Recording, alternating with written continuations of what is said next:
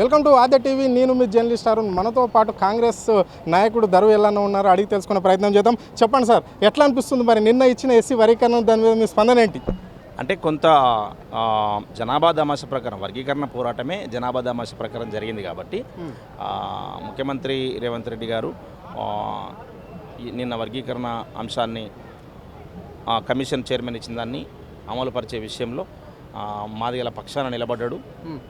కొన్ని చిన్నగా లోపాలు ఉన్నాయి కాబట్టి వాటిని కూడా సవరిస్తే బాగుంటుంది. మాదిగ సామాజిక వర్గము కాంగ్రెస్ పార్టీకి రుణపడి ఉంటుంది, ముఖ్యమంత్రి రేవంత్ రెడ్డి గారికి రుణపడి ఉంటారు. కానీ ఈ చిన్న సవరణలు ఏవైతే ఉన్నాయో జనాభా దమాష ప్రకారం అందలే కాబట్టి అవి ఆ జనాభా దమాష ప్రకారం అందించే విషయంలో కొన్ని సవరణలు చేయాలని చెప్పేసి ఇంతకుముందే ఎంఆర్పిఎస్ రాష్ట్ర అధ్యక్షులు మందకృష్ణ గారు తెలియజేయడం జరిగింది.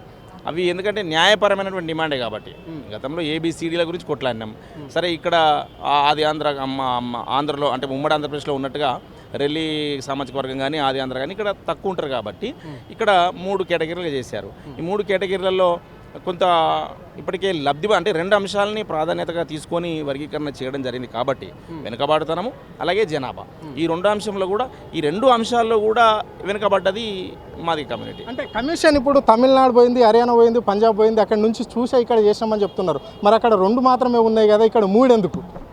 అంటే ఒకటే, ప్రభుత్వం కూడా దాన్ని ఆలోచిస్తుంది సీరియస్గా.